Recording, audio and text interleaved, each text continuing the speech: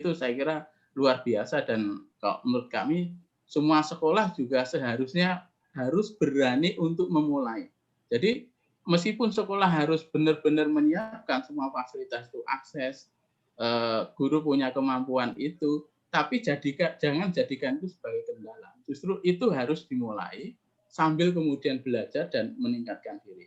Nah, ini tentu saja makanya penting juga yang tadi sudah saya sampaikan di dalam paparan, penting bagi pemerintah Kabupaten Sleman, utamanya Dinas Pendidikan, ya, Dinas Pendidikan, untuk memetakan sekolah-sekolah itu, bagaimana kemampuan mereka di dalam menyelenggarakan pendidikan inklusi untuk kepentingan pembinaan sekolah-sekolah itu.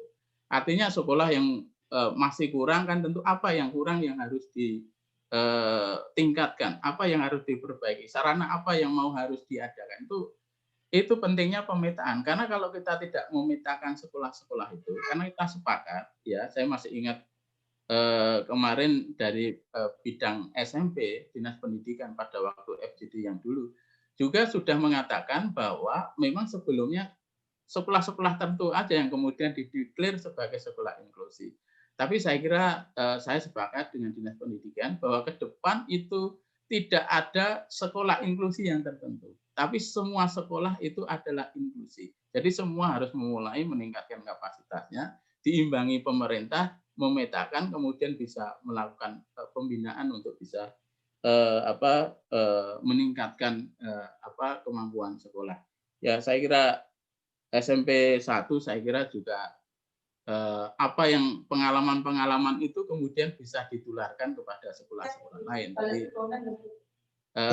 sangat bagus gitu. Kemudian tadi Bu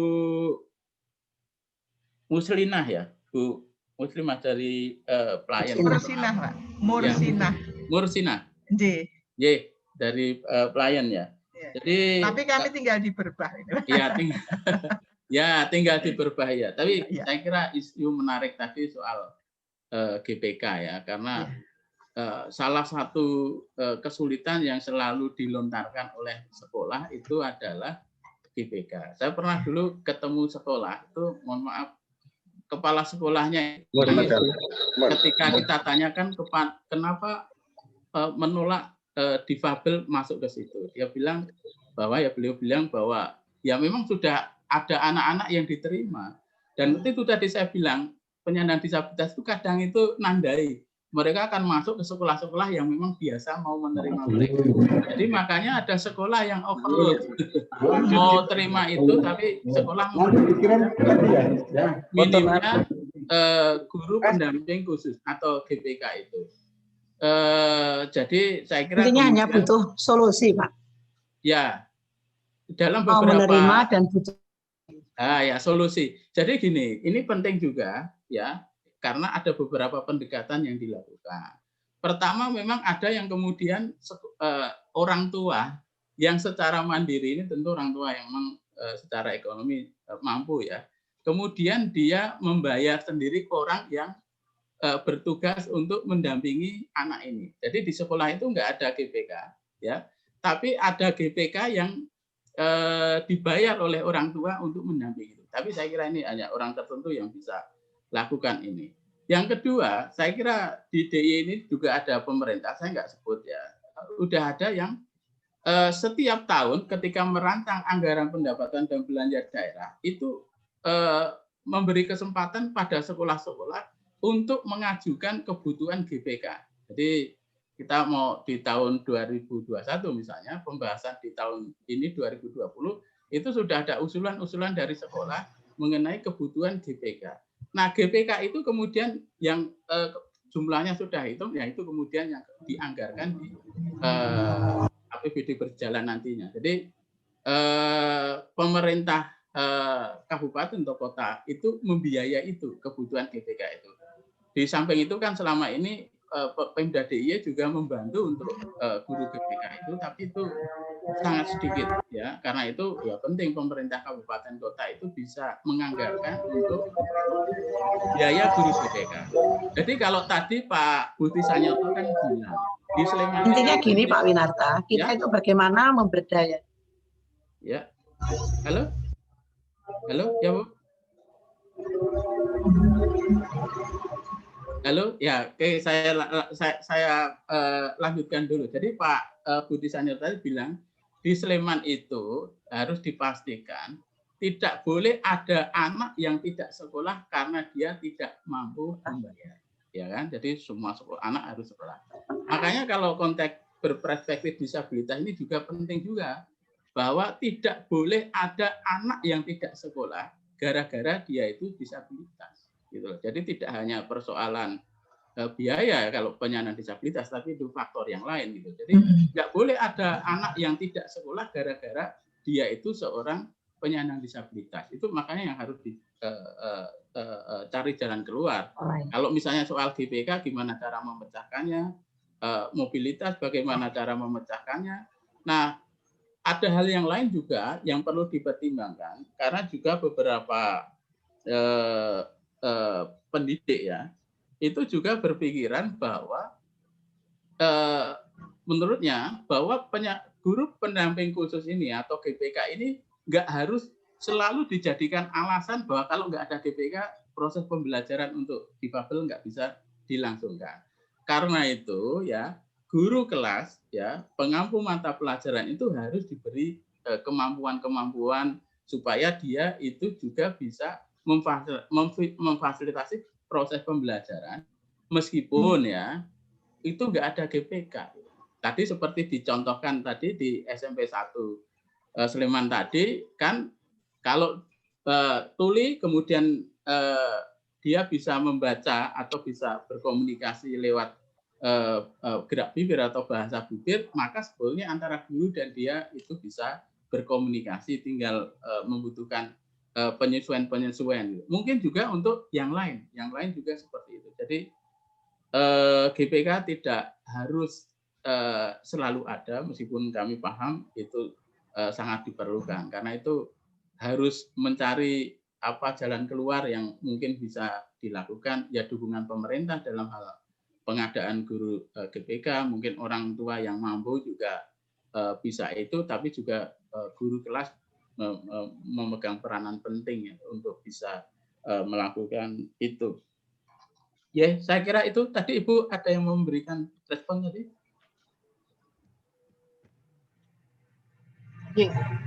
Matur nuwun Mas Win.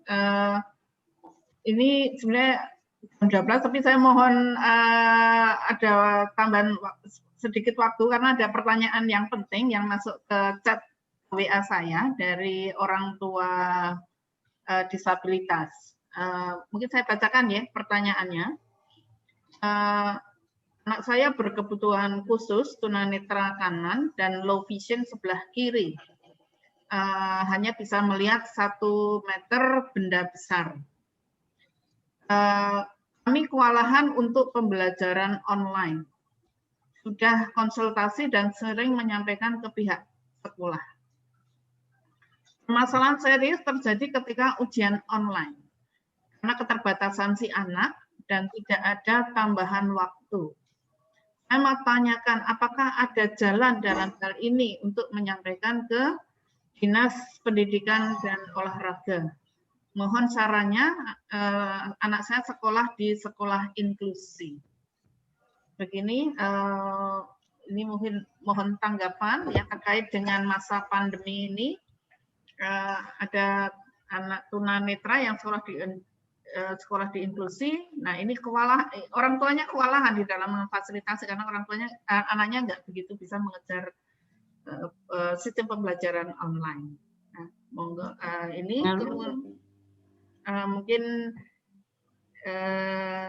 kami mohonkan sarannya dari pembicara dan kalau dari Dinas Pendidikan Wondayang Rawuh mungkin bisa juga memberikan tanggapannya.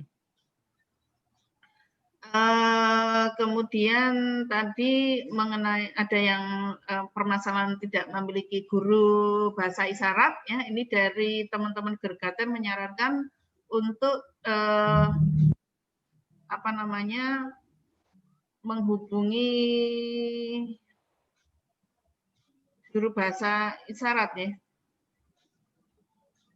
di Gergaten ya. Nanti Tadi itu dari SMP 1 Sleman, Bu.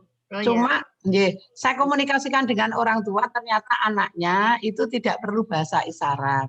Makanya terus saya matur harus ada pendamping.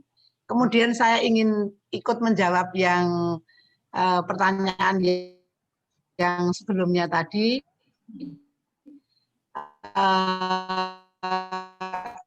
Anak yang low vision seperti itu. Bagaimana Bu untuk yang low vision tadi? Sinyalnya kok timbul tenggelam ya? Iya, iya. Iya. Sinyalnya udah lapar Bu, sinyalnya Bu. Bisa itu. Langge sinyalnya udah lapar ini. Kok timbul? Ya, monggo. Kayak tidak harus daring gitu. Jadi pelayanan itu kalau tempat kami pelayanan ada 2, Pak. Jadi ada luring, ada daring, Pak. Ya. Ya, setahu saya di Sleman itu yang terkait dengan pembelajaran daring itu ada beberapa inovasi ya, dorongan untuk memastikan anak-anak itu tetap bisa mengikuti proses pembelajaran dengan baik. Dulu yang saya pernah baca atau dengar itu bagi mereka yang kesulitan gadget, karena nggak semua punya gadget kan. Dinas pendidikan itu dorong itu supaya ada partisipasi masyarakat, ya bisa mendonasikan gadget sehingga mereka yang nggak punya gadget itu kemudian bisa milih gadget. Saya kira ini luar biasa karena ini mengikutkan masyarakat juga ikut terlibat dalam proses itu. Mungkin juga dinas pendidikan menganggarkan, tapi saya tidak tahu soal itu. Dan memang di dalam masa pandemi ini yang paling banyak mengalami hambatan itu tentu peserta didik penyandang disabilitas atau anak berkebutuhan khusus ya. Dalam non pandemi pun mereka juga masih mengalami kesulitan yang coba diselesaikan. Apalagi dalam masa pembelajaran daring itu. Dan di Sleman juga ada beberapa sekolah yang tidak hanya melulu daring tadi Bu Nur Fahida sudah sampaikan, itu juga ada yang luring, ada yang membentuk kelompok-kelompok itu, jadi 3-2 orang ketemu di rumahnya siapa, gurunya datang.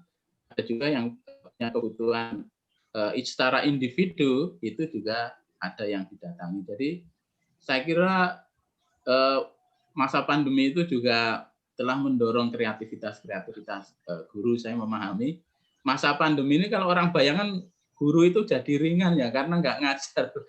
Karena di daring ini saya lihat guru itu tambah super sibuk karena harus mempersiapkan banyak hal, belum memastikan 24 jam Pak Winata.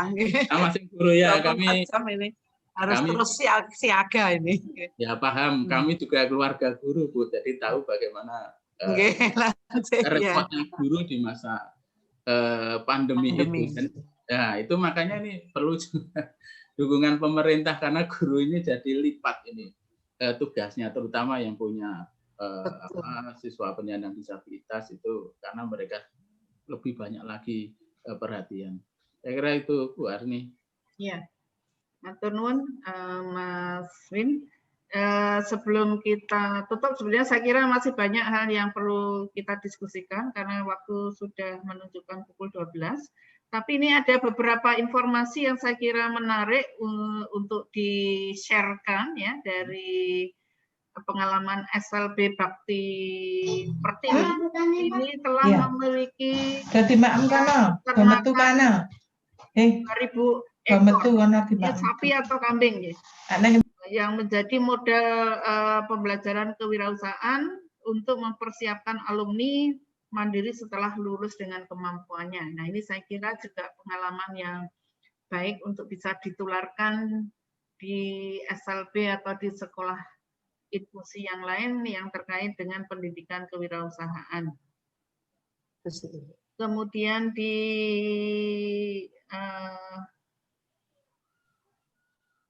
SLB Bakti Pertiwi ini juga mempersiapkan kemandirian dalam koperasi usaha untuk mengatasi ABK yang putus sekolah dan pengangguran. SLB Fajar Nugraha juga punya pengalaman yang saya kira ini juga menarik, mempersiapkan siswa-siswi untuk berlatih dan belajar konsep jual beli melalui toko sekolah yang sedang dikembangkan untuk mempersiapkan anak-anak nantinya ke depan bisa mandiri secara ekonomi. Saya kira sekarang beberapa SLB dan sekolah inklusi sudah mulai mengembangkan program-program pendidikan kewirausahaan. Nah, saya kira ini juga menjadi pengalaman yang menarik yang mungkin bisa menjadi best practice yang bisa diterapkan di sekolah yang lain. Baik, mungkin di sini ada dari Dinas Pendidikan, mungkin ada closing note Dinas Pendidikan Kabupaten atau Provinsi yang mungkin bisa memberikan tambahan komentar ataupun informasi. Wonten yang rawuh? Bapak Darwi Jako atau Ibu Alfa, monggo dari Dikpora mana Ibu? Dikpora Provinsi. Ya, monggo Bu. Assalamualaikum warahmatullahi wabarakatuh. Waalaikumsalam warahmatullahi wabarakatuh. Dan kami hormati Bu Ani, Pak Eko, Pak Winasa, Pak Budi, dan rekan-rekan peserta seminar ini. Izin kata dan menyampaikan sedikit hal terkait dengan apa yang telah dilakukan oleh Dinas Pendidikan Provinsi dalam hal ini. Suaranya kurang jelas Ibu. Tapi laporan metiknya sedikit menanggapi saja yang terkait dengan permohonan GPK dari SMP Negeri 1 Sleman tadi, Nggih.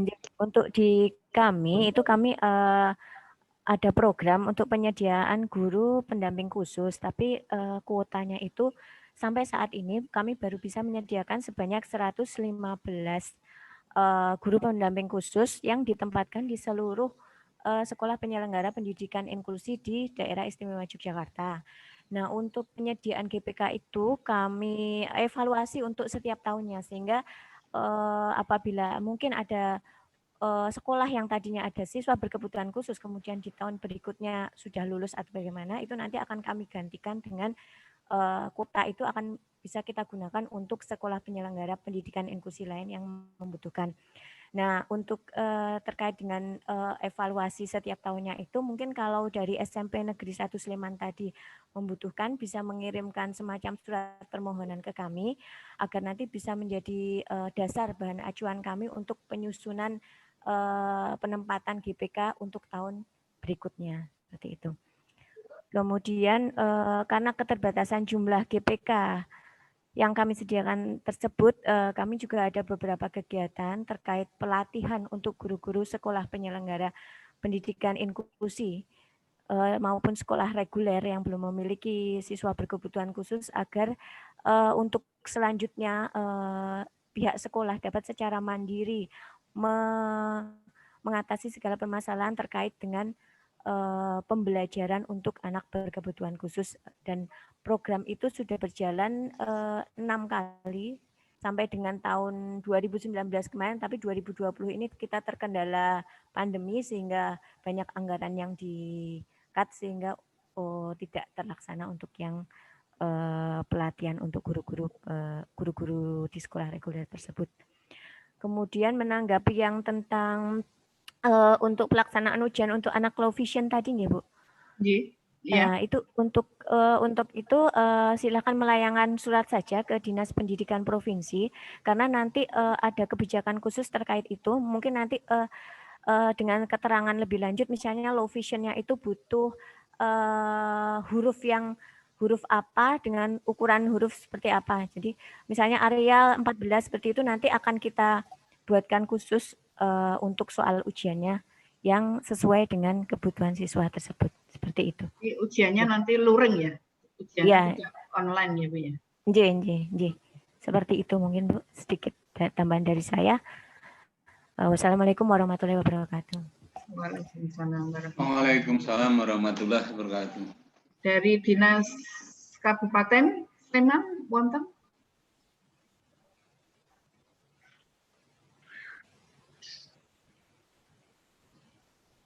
Ya, ada ya. Mungkin ini sudah diwakili SMP 1 Sleman, Bu. Oh iya. Ani. Oh ya. Nggih. Iya. Mungkin loh, J. Mbak Bile, karena kami kemarin diperintah oleh Bu Kabit saya. Nggih. Oh begitu. Nggih, Ya. suruh mengikuti kegiatan ini. Oh ya, baik, terima kasih Ibu. Baik, sebelum kita akhiri, masing-masing 1 menit ya, closing note dari Pak Eko, Pak Budi Sanyoto, dan Mas Win ya, sebelum kita akhiri seminar pada pagi hingga siang hari ini. Monggo.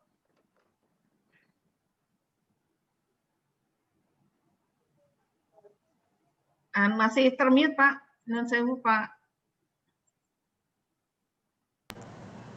Ya, terima kasih kepada semua, baik yang mengikuti meeting ini maupun masyarakat. Dengan kita akan mencapai tujuan RAD ke depan, SDGs yang ke depan. Mohon bantuannya semua saja dalam rangka untuk memfasilitasi data, verifikasi dan validasi data penyandang disabilitas. Kami mohon keluarga sangat terbuka sehingga kevalidan data untuk nanti di dalam perencanaan program ke depan bisa lebih terakomodir. Yang kedua, bagi masyarakat yang memang memerlukan pendampingan di dalam rangka untuk mendapatkan fasilitasi dasar di dinas sosial melalui GPS disiapkan untuk bisa dimanfaatkan. Dengan catatan mereka belum mendapatkan fasilitas seperti dari PKH atau bantuan sosial yang lain, sehingga pemerataan untuk kebutuhan fasilitas dasar itu bisa terpenuhi. Demikian saja, terima kasih. Assalamualaikum warahmatullahi wabarakatuh. Matur nuwun Pak Eko, Pak Budi. Terima kasih. Jadi tentunya di dalam penyusunan RAD ini pemetaan menjadi kunci ketertepatan dan keakuratan dalam rangka untuk penyusunan RAD ke depan. Tentunya pemetaan nanti diharapkan siapapun tentunya melalui dinas pendidikan ini bisa dimaksimalkan dan tentunya penyusunan kegiatan di tingkatan sekolah ini juga menjadi kunci bagaimana nanti pendidikan berkualitas, tentunya minimal pendidikan dasar di Kabupaten Sleman ini nanti harapan kami bisa terfasilitasi. Kemudian life skill tentunya monggo bisa dilakukan semua pihak, karena yang terpenting dari ujung dari pendidikan ini adalah kemandirian. Bagaimana life skill ini nanti bisa dikuatkan baik oleh melalui dinas-dinas yang ada di Sleman, kemudian pihak-pihak ketiga banyak tadi yang sudah melakukan, beberapa SLB sudah melakukan life skill, ini yang harus kita dorong sehingga perhatian keperpihakan teman-teman ini didorong oleh pemerintah sehingga menjadi kesatuan langkah bagaimana memandirikan teman-teman disabilitas itu menjadi kunci. Karena goalnya pendidikan adalah bagaimana mereka hidup mandiri, bagaimana dia teman-teman disabilitas bermanfaat bagi masyarakat. Ini yang tentunya lebih diutamakan. Minimal kalau bisa menolong diri sendiri, syukur bisa menolong orang yang lain. Terima kasih. Matur nuwun Mas Win. Ya, saya kira kita harus apa yang selalu dipesankan oleh Karso Dalem, Gubernur DIY, bahwa DIY ini harus dibangun menjadi daerah yang manusiawi, daerah yang sungguh-sungguh memperhatikan hak-hak setiap warga negara. Jadi tidak boleh ada setiap warga negara pun yang hak-haknya itu. Kemudian Gubernur juga sudah mendeklarasikan DIY ini sebagai daerah pendidikan inklusi. Jadi setiap sekolah tidak boleh menolak penyandang disabilitas bersekolah di situ. Saya kira ini komitmen penting yang harus dilaksanakan DIY, dan saya selalu yakin di semua kabupaten kota, khususnya di Kabupaten Sleman ini juga terus berusaha meningkatkan layanan pendidikan kepada semua warga, termasuk kepada penyandang disabilitas. Dan saya mengapresiasi tadi, saya kira itu menjadi momentum ke depan. Kita akan memiliki rencana aksi daerah tujuan pembangunan berkelanjutan berperspektif disabilitas, khususnya untuk tujuan 4 pendidikan berkualitas. Yang tadi sudah dibuka kesempatannya, kita akan mulai dari bagaimana memberi masukan di proses penyusunan rencana pembangunan jangka menengah daerah. Dan terakhir, kita tadi membahas hak pendidikan, tapi kita baru membahas hak pendidikan yang berkaitan dengan pendidikan formal. Saya kira masih ada jalur lain juga menjadi hak penyandang disabilitas yang memilih tidak melalui pendidikan formal, tapi kebutuhan pendidikan itu bisa terpenuhi, baik jalur pendidikan informal maupun jalur pendidikan non formal. Jadi pendidikan informal dan non formal itu juga saya kira masih harus atau akan terus juga kita perhatikan, karena dalam keadaan tertentu atau kondisi tertentu, karena banyaknya hambatan ya, karena kondisinya tidak bisa melakukan mobilitas dan lain-lain, itu alternatifnya bukan pendidikan formal tapi pendidikan non formal atau informal, dan itu juga kita dorong supaya benar-benar dipastikan tidak ada penyandang disabilitas yang tidak mendapatkan pendidikan gara-gara dia disabilitas. Saya kira demikian, Bu Arni. Matur nuwun Mas Win. Baik Bapak Ibu sekalian, karena waktu sudah lebih dari jam 12 ya, jam 12.20 menit. Saya yakin masih banyak sekali pertanyaan-pertanyaan yang perlu disampaikan di dalam diskusi pada siang hari ini, tetapi karena waktu yang membatasi kita, tapi tidak menutup kemungkinan bahwa apabila ada persoalan-persoalan bisa disampaikan baik melalui kami Forum Penguatan Hak Disabilitas, baik Cikal, MPM ataupun PP Muhammadiyah, untuk bisa kami teruskan ya tentunya kepada pihak-pihak yang berwenang untuk bisa menindaklanjuti berbagai permasalahan yang terkait ya, baik itu pendidikan sebagaimana yang kita diskusikan pada pagi hari ini, ataupun masalah-masalah sosial, ketenaga kerjaan, ataupun masalah-masalah yang lain yang terkait dengan penyandang disabilitas. Kami dari Forum Penguatan Hak Penyandang Disabilitas sangat concern sekali bagaimana memastikan bahwa apa yang diamanahkan di dalam berbagai peraturan perundangan, baik itu perda di tingkat provinsi maupun perda di tingkat kabupaten, itu bisa diimplementasikan ya, tidak hanya menjadi macan kertas yang saya mengutip kata-kata dari Pak Wali Kota, itu menyatakan tidak boleh jadi macan kertas, tapi harus betul-betul memberikan fungsinya ya. Jadi perda itu bisa memang bisa diimplementasikan, dan tujuan pembangunan yang berkelanjutan yang dicanangkan dari tahun 2015 dan nanti berakhir 2030 ini betul-betul bisa dicapai, dan tentunya salah satu yang menjadi subjek di dalam pembangunan itu adalah penyandang disabilitasnya. No one left behind tadi yang disampaikan, tidak melupakan ya partisipasi dari penyandang disabilitas. Baik, Bapak Ibu sekalian, terima kasih atas partisipasi di dalam seminar pada pagi hingga siang hari ini. Saya selaku moderator, mohon maaf apabila ada kata-kata yang mungkin tidak berkenan. Sebelum kita akhiri, saya kira Mbak Dwi Suka bisa memimpin untuk foto session. Baik, monggo teman-teman dibuka videonya, kita foto bareng.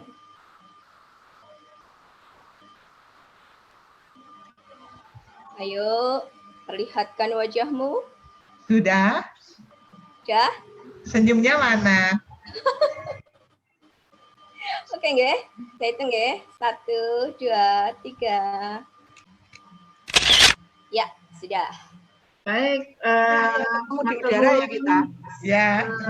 Pak Eko, Pak Budi Sanyoto, Mas Winarta atas presentasinya pada pagi hari ini, juga partisipasi Bapak Ibu sekalian yang telah menghadiri online ya, walaupun online.